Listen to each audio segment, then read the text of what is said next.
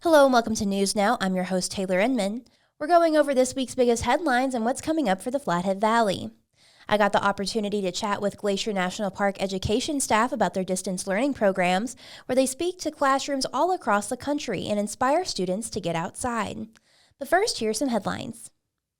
The Imagine If Library Board of Trustees is leaning toward giving the system's interim director the job permanently and will vote on that during its February 22nd meeting. Office Administrator Terry Dugan has worked as Imagine If's interim director since Ashley Cummins left the post in October.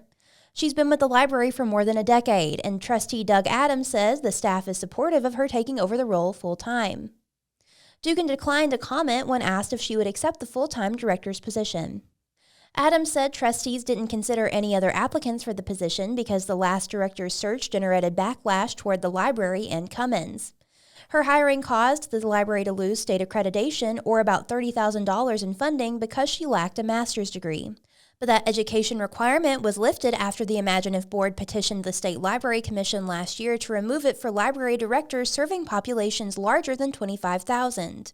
The State Commission dropped the requirement in October. Minutes from the Personnel Committee's December meeting outlined Dugan's library certifications. According to the Montana State Library's website, certifications are valid for 4 years. She received 2 library administration certifications between 2013 and 2023 and is currently 75% of the way on her third, according to meeting minutes. Dugan holds a bachelor's degree and has held teaching certificates in both California and Montana. The minutes also indicated that Adams and trustee Heidi Rodell spoke individually with Montana State Library lead consultant Tracy Cook and members of the Flathead County Human Resources Department. Both recommended that the board move slowly toward any significant changes in leadership, waiting to hire a new director for around 4 to 6 months. The next Imagine If Board of Trustees meeting takes place at the South Campus Conference Room in Kalispell and is scheduled to begin at 9 a.m. The Flathead Conservation District says a couple that it claims illegally built a home along the banks of McDonald Creek in Glacier National Park are trying to have their cake and eat it too. In a recently filed response to John and Stacy Ambler's lawsuit, the Conservation District argued that the plaintiff's complaint relies on, quote, the assumption that their private inholding within Glacier National Park is essentially unregulated property, subject to no state or federal laws or regulations, end quote. In late 2022 and early 2023, the Amblers built a home on the banks of the idyllic creek on a roughly 2,300 square foot privately owned lot. In order to do so, they poured a concrete retaining wall into the stream bank and placed rock footers into the bank for decks. Concerned residents filed complaints against the Amblers with the Flathead Conservation District, which oversees and enforces the Montana Natural Streambed and Land Preservation Act. After an investigation, it found that the house violated the state law because the Amblers never sought nor received the necessary permits to build the home. The district, in turn, ordered the home removed. After a hearing and other legal wranglings in 2023, the Amblers filed suit against the district in both federal and county court, claiming they did nothing wrong and that the district has no jurisdiction in the case because the home is inside Glacier National Park. The property is what's known as an inholding, private land that predates the creation of the park in 1910. The Amblers plot was established as part of a subdivision of Apgar, a small and largely privately held village in the park created in 1908 by Charles Howes. The federal case is now moving along and pretrial conference is scheduled for late March. The district, in the latest court filing, claims the Amblers are trying to have it both ways by arguing the state has no jurisdiction because the home is inside the park, while also claiming the federal government has no jurisdiction because it's private property that's unzoned in Flathead County. The district, in the latest court filings, disagrees. It points to the enabling legislation that created Glacier in 1910, which states that private land remains private, regardless if it's within Glacier National Park's boundaries. But it is also subject to state and local laws, the district maintains. The Amblers tell a different story. They claim they were given the okay to build the house in Apgar on May 13, 2019, when the county's planning office told them in writing they could do, quote, whatever they want with the land without restriction, end quote, as the land is unzoned. That is true, but it doesn't preclude the state streambed law, the district maintains. The district last year ordered the house removed by April 1st, but the state streambed law also allows the Amblers the chance to file suit to dispute the district's findings, so it doesn't seem likely that the house will be torn down anytime soon. The Amblers are represented by Missoula attorney Trent Baker, and the district is represented by Whitefish attorney Kamisha Saltel. 2 Flathead Valley nonprofits that work to overcome affordable homeownership challenges are joining forces. Northwest Montana Community Land Trust and Habitat for Humanity of Flathead Valley have signed a memo of understanding to work together to build homes that will remain permanently affordable and available to only income-qualified purchasers in perpetuity. The Northwest Montana Community Land Trust will own and lease the property under the houses that homeowners who have worked with Habitat for Humanity staff and volunteers to construct. Kim Morisaki with the Land Trust praised Habitat for its work, saying that by partnering with the organization, they can create many more houses per year. Mary Beth Moran with Habitat says the Land Trust is an ideal partner for Habitat for Humanity. By subtracting the cost of land from the purchase price of the home and providing their sweat equity with Habitat's volunteers, the home buyers can purchase the home with only a small mortgage well below market prices. Habitat for Humanity staff brings valuable community outreach, mortgage management knowledge, and construction skills to the building project, and many of their volunteers have been building homes for years or decades. The Northwest Montana Community Land Trust will manage the property into the future to ensure that the homes remain affordable to members of the workforce and the families that make our community vital. To learn more about Habitat for Humanity, visit habitatflathead.org. To learn more about the Northwest Montana Community Land Trust, visit nwmtclt.org. Read these full stories at dailyinterlake.com. It's the middle of winter in Glacier National Park, but that doesn't stop lead education technician Lindsay Brandt from taking students on a tour of all the flora and fauna it has to offer. I spoke with Lindsay and winter seasonal education technician Darcy Lilla about their distance learning program and how it can inspire students to get. So on the park website, there's a section about distance learning. So if you just Google Glacier National Park distance learning and get to the park website, there's like a little email us button and they can send us an email, and I schedule them through Microsoft Booking. So if they send us an email, I'll send them the link and all the information with how to sign up. We're doing them through, I think, April 12th this year. So until we're starting training for spring programs and all of that, but we're doing them, as we're doing winter field trips, which is fun. I don't know, I guess you might have other questions about this later, but it's interesting. So before the pandemic, it was kind of a developing program and all of that. And I have numbers for you if you want to see how many students it has been kind of throughout the years. And then during the pandemic, like when Darcy was here, exponential growth of this program, because it was like just doing these programs. And then last year we didn't do as many because we were getting back into field trips. And so this year it's been really fun to get to do both. To do field trips and distance learning. So that's been really great to get to build back up with that. If so, teachers can contact us and we can schedule something if they go to our website. Okay, yeah, that's cool. It's so easy. That's nice. I figured this probably started after COVID, or really, got into gear after COVID, but it didn't. So it started before that. When do you know when it started? Yes. So at the end of, it sounds like in 2016, the staff at the time started looking into how to do it. Lots of national parks do distance learning. Some early ones that started doing it kind of ahead of the game. One of them was Grand Canyon National Park, where I actually worked in 2019, 2020. So I got to do some distance learning there right before the pandemic. But anyway, Grand Canyon was kind of like one of the first ones to really do it and look into the equipment and all of that. So I know that the staff at Glacier worked with parks. I know they worked with Grand Canyon, and I think some other parks to develop, what they were going to use in terms of technology and stuff like that, and test out different processes, test out different kind of places to put the equipment in the education center here where we work out of.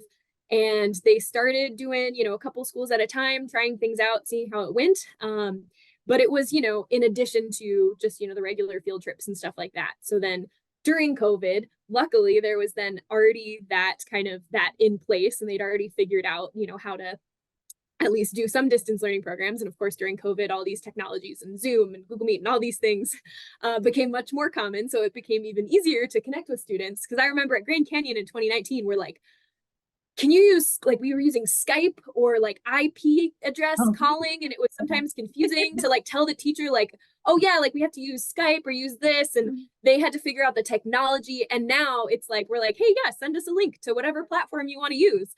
And it's a lot easier now, I think, with all that technology. So yeah, happened before COVID, started kind of in a little bit before COVID, and then during COVID really ramped up, and now this year, it's exciting to be doing both. And it seems like teachers are still excited about it. I know some schools, you say distance learning, and they're no, not again. And so, but when you think about it with connecting with a national park or connecting with people from far away, it's such a valuable way to connect with students from afar. Or even being like a virtual field trip for them. Yeah. And it's great because it's free for students and teachers. They just got to work with us to organize it and schedule it. And, you know, we get to hop in their classrooms for an hour to talk with them and share about a national park that hopefully the students will be able to visit someday, but maybe might not be able to. So just teach them and share with them maybe a part of the United States that hopefully someday they'll get to visit. So. Yeah. And that was what's fun about today. Some of them, like a lot of them had actually been to Glacier National Park, which was cool because sometimes you have, sometimes they have not been to Glacier National Park, or maybe one kid has.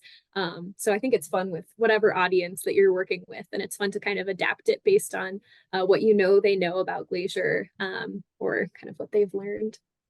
And I'll also add, the technology we've used has evolved as well over that time. So I know at first, when they first started in 2016, they had like a projector screen, and then there was a projector actually projecting something behind the ranger so that it wasn't, a green screen, but actually something being projected, which now thinking about that, I'm like, oh my gosh, like that sounds so much more complicated to set up.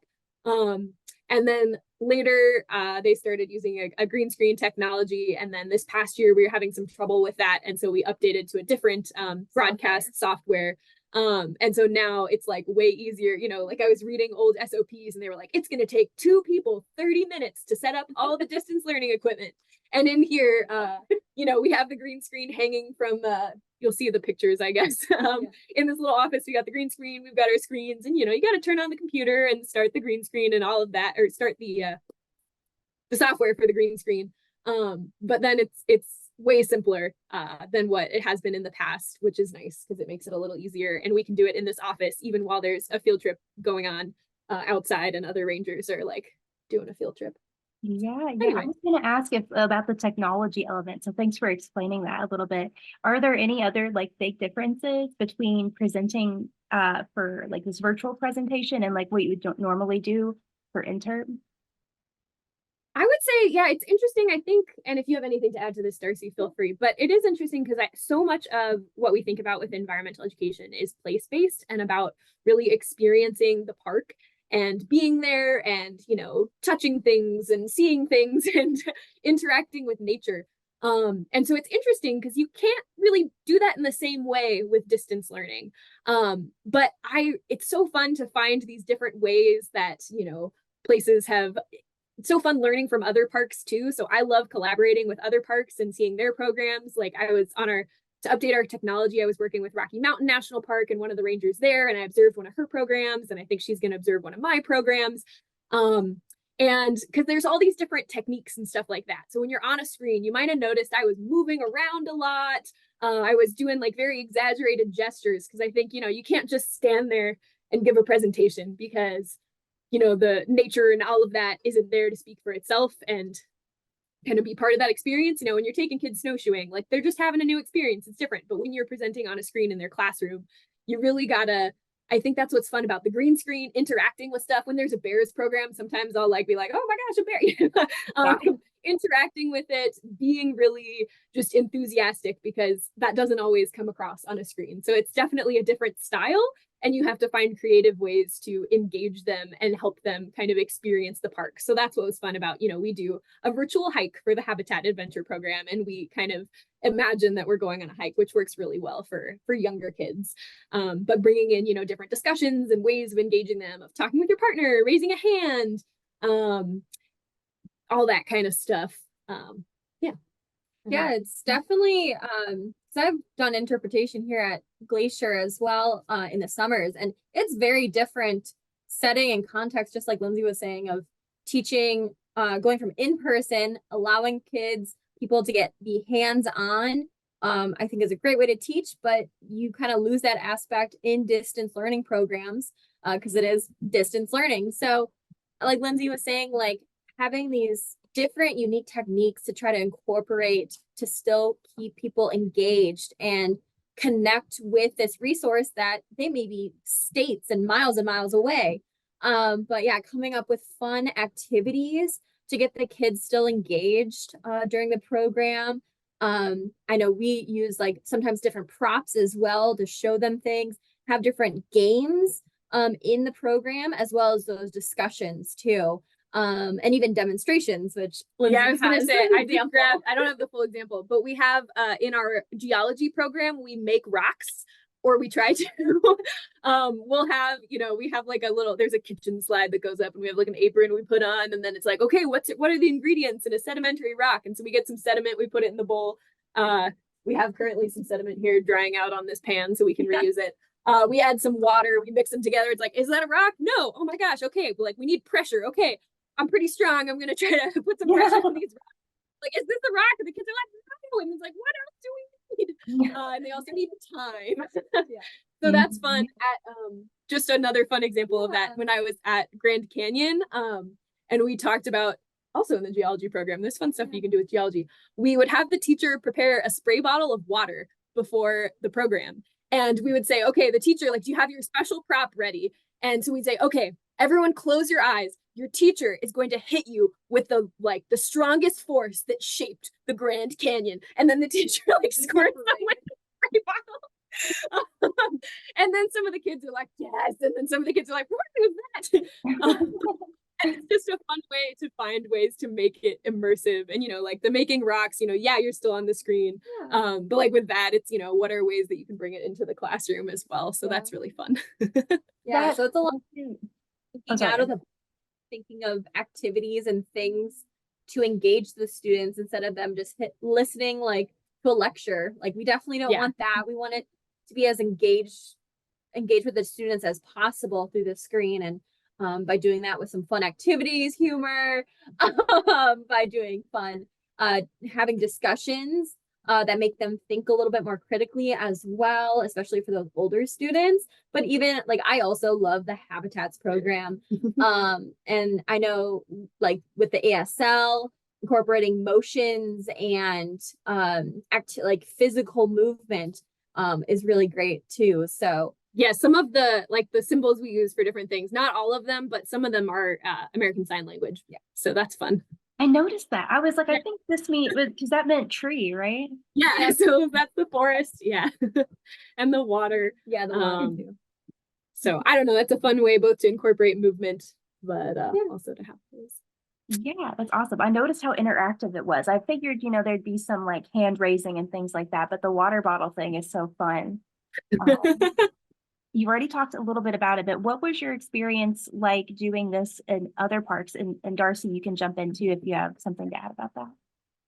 Yeah, it's been fun because I think every park, it works a little bit differently and different things work well for different parks. So after I worked at Grand Canyon, I was a ranger for the Bureau of Land Management at a place called Yaquina Head Outstanding Natural Area. And they had field trips where students would go to the tide pools. It was on the Oregon coast, and go and explore the tide pools. And so because I got there like right at the beginning of the pandemic and was tasked with, okay, how do we make these field trips still be fun via distance learning? And so it was kind of, I took some of, what I learned at Grand Canyon just before the pandemic, and was like, how do we make these something new and different that doesn't just feel like, oh, we're just watching a ranger talk instead of going on a field trip. And so that was fun because there was enough cell service that we could have a ranger with a cell phone out in the tide pools, and then a ranger on a green screen back at the visitor center, and could have that kind of interaction. And there was a ranger in the tide pools, could go and find the next tide pool animal whose adaptations we were going to look at. And then the ranger at the visitor center could pull photos of it up on the green screen so you could see it a little better. And so that was really fun. And through the process of that, I talked to like several different national parks about their distance learning and what they did and how they engage students. And everyone is slightly different. The green screen is great, especially for, a place like here where most of the park does not have good cell service. We're doing a lot of these in the winter when you can't get to a lot of the park. So the green screen can be a really cool tool and is much more fun than just having, a ranger in the little box and sharing their slides. But then, some parks have ways that, if they have better cell service and all of that, they have some element of being out in the park. So it's just kind of cool to see how it works differently. And I love hearing from other parks and learning about what they do. And I'm looking forward to, I'm collaborating with a couple other parks on developing a new program and kind of doing some collaborative stuff that maybe schools can do a program with us and then with the other park as well, and kind of connect to them. So I'm really excited about that. Haven't really made tons of progress on that, but it's one that I've been talking to a couple other parks about. But yeah, I don't know.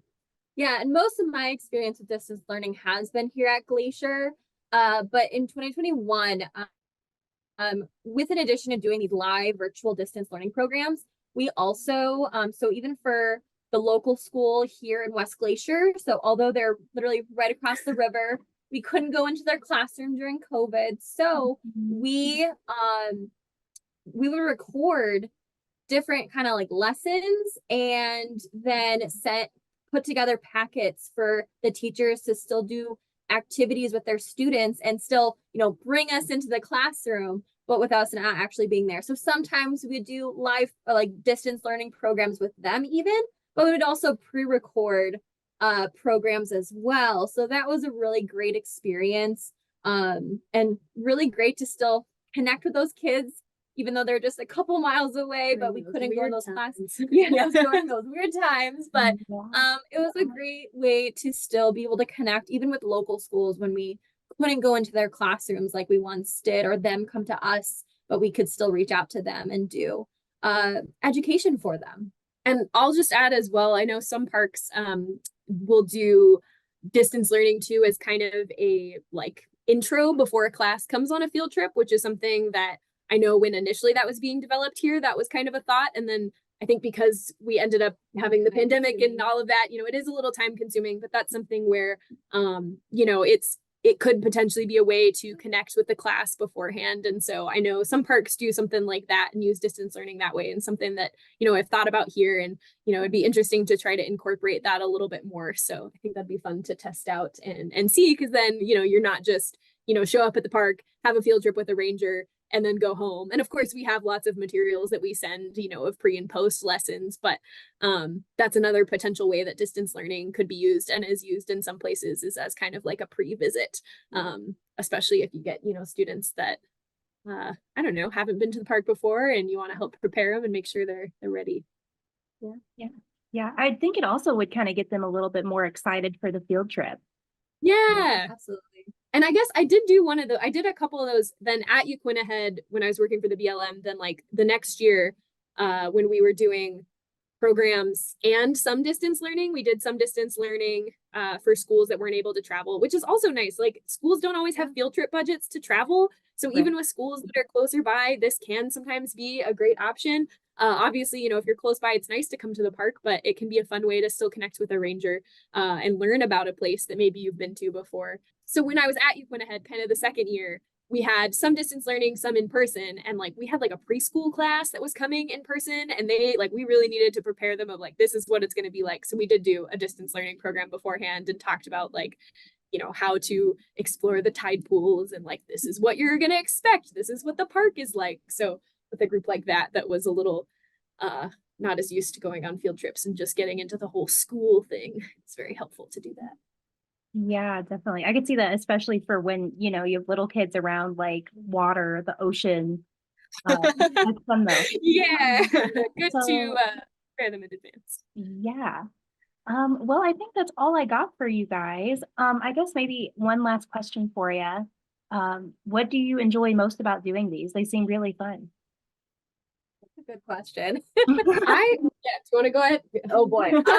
I think what I enjoy the most about doing these is being able to connect and reach to so many kids from all across the world and all across the country, and being able to bring a little bit of Glacier to them right into their classroom without actually having to fly and get there, or having them travel so far to get here. So I think even just giving them a little bit of a snapshot of what Glacier is, what the national parks mean, and what we represent and why we have national parks, I think is super important for kids to understand, to then be good stewards in their own community, and hopefully eventually, maybe one day, one of them gets inspired to be a park ranger. So who knows? But so yeah, I think just being able to connect with students all across the country, and just reach that many people that I was talking to Lindsay earlier, like, it's incredible. These programs, we can reach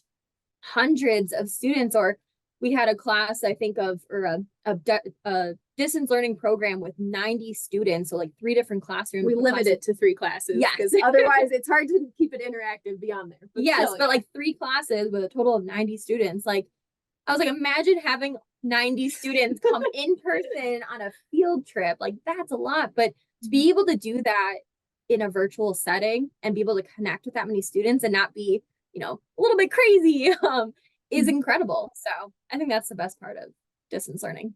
And I just love being silly and working with kids, and seeing how excited they get about parks. And I think what Darcy said about, connecting with students all over the place is just also really important, where, I'm not doing these programs just to be like, yeah, Glacier's a super cool place. It is, but I think, what I like to think about when doing these programs is that, we're talking about a cool place like Glacier, but I want it to be an opportunity for them to connect with places nearby them as well. So I don't know if you noticed in the habitats program at the end, I was talking about different habitats near you and how can you help protect animals and habitats that are near where you live. And I love to kind of make those connections in distance learning programs, because I think that's really valuable, where we are helping to teach kids about nature and the environment and help them care. And that's important whether you're visiting a place like Glacier or anywhere else that you are. And it's so fun to see how excited they get. And I've had kids, tell me about places. Like, there was a program I did last week where the kids were like at the end talking about this park near them and like when they went there and all this stuff about it. And I was like, yeah, that's what I want. I want you to think about these places near you and to think about how to, be a better steward of nature and the environment wherever that is. And I'll also add, another fun thing is to get to inspire them to care about, places. I know when I was at Uquinahead, there was a student that had been on a program that recognized me in the tide pools when she came and visited with her family. And that was so cool to just have that experience of like, she came and it came to the tide pools. She knew how to like explore responsibly because of what we talked about. And she was there because she'd been on this distance learning program with her class, and she was close enough that she was able to come. So who knows, maybe some of those Hot Springs kids will come to Glacier and think about habitats. And we had that last year too. One of the rangers did a program, and there was at the visitor center here, somebody, there was a kid and her mom, I don't know, there was a kid and a parent that were here, and they told the ranger at the visitor center, like, oh, we came because the student, really loved this program that she had been a part of. And I think that's really cool to inspire them to care both about a place like Glacier and learn how to be a good steward, but also places nearby them. That's so awesome, you guys. I mean, honestly, just watching it made me want to get out and hike and like get up in the mountains, even though it's not the season for that yet. So, well, yeah, thank you guys so much. That was a lot of fun. Excellent. Yeah, thanks so much. And thanks for observing. Yeah, that was great. See ya. Visit the park's website at nps.gov/GLAC and click under Learn About the Park to see the link to their distance learning informational page. Let's see what events are coming up. Remember, you can find art classes, live music, and anything community related by going to dailyinterlake.com/events and checking out our event calendar. Join the folks down at the Sitting Duck for a bingo and pre-Super Bowl party on Sunday, February 11th. Play for cash plus food and drink prizes starting at 1 p.m. The Humane Society of Northwest Montana is hosting virtual fundraising events to raise money to repair pipes at their facility, which burst due to cold temperatures. One of those takes place today and the other takes place next week on Valentine's Day. Find a link to donate at humanesocietypets.com. And don't forget to check out events related to Valentine's Day. There's a cookie decorating class at Water's Edge Winery and Bistro on February 12th starting at 6 p.m. And join White Raven Winery and Vineyard for the perfect date night on Valentine's Day starting at 5 p.m. Thanks for joining us. News Now is a podcast from the Daily Interlake. We're proud to be the largest independent newsroom in Montana and the oldest paper in the Valley. Consider becoming a subscriber to support our work. Call Circulation at 406-755-7018 or go to the subscribe tab in the top right corner of our website. And if you haven't already, subscribe to our YouTube channel to never miss an episode of the pod. Everybody stay safe and have a great week.